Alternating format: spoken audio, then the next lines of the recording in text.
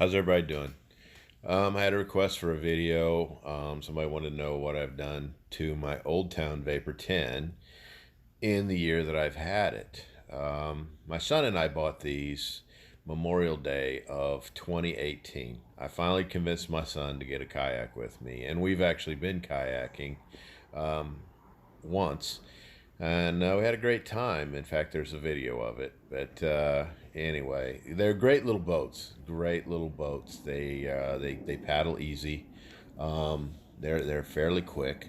The only downside to them is because they're not a big kayak, they don't always track real good. So you gotta constantly kind of paddle them to keep them going the right direction. But this is what I've done to my kayak over the year that I've had it. I didn't really do a whole lot of it until the first of this year, but one of the first things I did was I found the hatch cover over the tank well, available from Amazon. I think it's actually an Old Town item, but I found it on Amazon. It was $50 or $60. So I put it on over that rear tank well, and it just gives you security for the items you put in there. Easy to put on. It takes 4 rivets and a couple of holes, and it'll secure down. It's not watertight, but it will keep things secure. The other thing I did is I put a camera mount on the front, just an adhesive one for like a GoPro type camera. And then I put a couple of pad eyes right at the front of the cockpit, and I put two of them back to back. So there's one on the outside that you can see, and there's actually one on the inside that you can't see.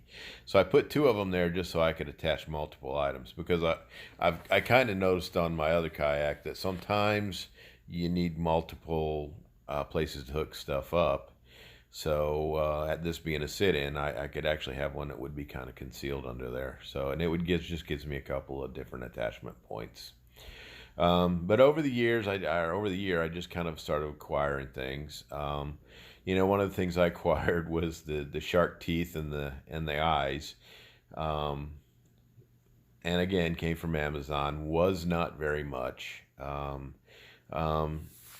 Really easy to put on. Yeah, the only thing they say is keep it out of the water for 24 hours so it can set up correctly. But it just looks cool, and I like it. But yeah, I kind of went with Railblazer items because I like their products. On my other kayak, I have a lot of Railblazer items, so I kind of stayed with the Railblazer. But I opted to put the flush mount starports, I guess, instead of recessed rod holders, because I've learned that yeah, I'm probably not going to go fishing, even though I take the fishing stuff out with me. That's just I would rather paddle around and explore stuff than spend all day fishing. And it's not saying that one day that I won't decide to maybe start fishing instead of just paddling around, but the option is there. And with the starports, what I did get was a couple of extender pieces for it, and in some of the pictures show the rod holders where it raises them up. And I did discover that about the flush rod holders that you install, is it kind of puts your rod and reel kind of at an angle that makes it a little hard to access. So I went with the starports. This particular starport is actually on the underneath side. There's a cup holder on the cockpit. So I put one on the upside down underneath, and my thought was I could mount a camera up in there one day if I ever choose to. So that's why it's there. But anyway, the starport can be used for rod holders and any number of things. So I went with that because I just felt like I would use that particular accessory a lot more than just a rod holder. And you can make your own pieces for a rod holder that makes them very versatile too. But like I said, I already had a lot of parts, so I just opted to go with that. And of course, on this boat in particular, I put a lot of stickers on there just so, hey, I can say it's my boat. But Anyway, and then I put a lot of pad eyes on it, and put a lot of J hooks on it. And I like the J hooks, and particularly with the bungees, because I feel like the bungees are much more useful if you're using J hooks versus pad eyes. Might not be as 100% secured as a pad eye, but it makes the bungee much more versatile. So you can strap things in various ways and things of various sizes down. I acquired a Magellan um, fish bag. I've never kept fish in it. I've kept bait in it before. I more often than not use it as a cooler. And then I also picked up a Chinook Deck Bag that I also got on Amazon. The deck bag is a really cool item. It's got a big pouch on the front with a big wide zipper. It's got a smaller pouch on the top and some bungees on the top, and then it's got two large pockets on the side where you can put water bottles in there. I really like that item. I think it's cool. I think you can, a lot of the stuff that you access, throughout the day while you're on a kayak can be put in there. I mean, pretty much anything. Your food, your water, cameras, cell phones, you name it, it can go in there. And it's spacious. Here's a couple of accessories that are available for the starports. And I got these for camera mounts in particular because, one of these days I'd like to get some long extensions or make some long extensions so that it puts my cameras at a little wider and a little farther away from me so I get a better camera shot. So that's why I got those. Once again, that's the Magellan Tank Bag. I got it from Academy of Sports. My main places to acquire my stuff is either Amazon or Academy Sports. Anyway, this is a good item too, and it's about $50. Um, I've made it so that I can attach stuff to the front or the back. So the deck bags can either go to the front or they can go to the back. The Chinook bag can go. I've got it spaced, so pretty much I plan to use it on the front. I've also picked up some waterproof bags. I've got several from Cast King, and I picked up a 40-liter one from Amazon. And the 40-liter one is actually, for me, I think is the best size because I've got my entire sleep system stuffed in that 40-liter bag. And in the first picture and in the last picture, it shows it strapped to the back of the kayak. And it's not very heavy with that stuff in there, so should not affect the kayak in any way as far as handling or flotation or anything like that. The seat, I pretty much hated the seat. You buy the $299 kayak, you got a $299 kayak seat. So what I did was I took one of the Harmony seats that I had from my Rambler, and then I got a bamboo seat cushion that I got on clearance. So I put that over the top of the seat and then put the Harmony seat on top. And I haven't been in the kayak since I've done that, but I think it can only help that seat be much more comfortable.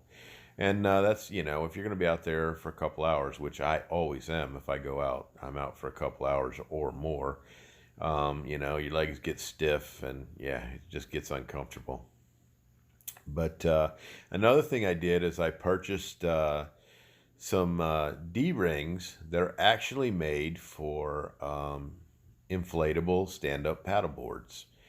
And I got those and I used some marine goop and I glued them down to the inside of the deck in the cockpit. And then I got some bungees and I worked on the configuration of the bungees several times, just trying to make them the most useful. So eventually what I determined was that I've kind of got the bungees between those D-rings in layers so that I can store things as they might be needed or as they're used. So there's actually 2 layers of bungees in there. So you could put your shoes down there, you could put maps down there, you could put a tackle box down there, and it stores it right down there between your legs, so it's very, very handy. And like I said, I think probably out of all the mods I did to this, that was probably going to be, or will be, the most useful thing that I've done on this boat. But like I said, easy to do. Took some marine goop, glued them down, and I did drill a couple of holes in the seat so that the bungee actually stretches back to the seat too. On this boat, I used a lot of pop rivets on this. And I gotta say, I did it for a couple reasons. One, it's much easier to use the pop rivets. The only thing I would suggest is use a better rivet gun. The one I've got is a fairly inexpensive one from Harbor Freight, and it doesn't always completely pop the rivet out, so you got to mess with it to get them out. So I would recommend a better pop rivet gun. But my other thought on these pop rivets is, because you sit inside this kayak, I didn't really want to be scratching myself on hardware that I've used to attach things. And the pop rivets are very easy to use, and, I think they're a pretty good item. I don't know if I needed to do this, but I did put some marine goop around them before I stuck them into the holes that I made. And then, I figured that would be just a little added protection from water seepage. I probably didn't need to do that, but I did it anyway. There's another shot of what the original configuration was on those bungees. But I think those are going to be very useful. They've been on the kayak now for well over 6 months, so I don't think they're coming loose. I've actually had standing water in my kayak, and it hasn't loosened the adhesive at all. So again, that item was available on Amazon. I don't think I probably didn't pay $10 for those things. But anyway, it makes things really useful. And like I said, a lot of things can be put up under there.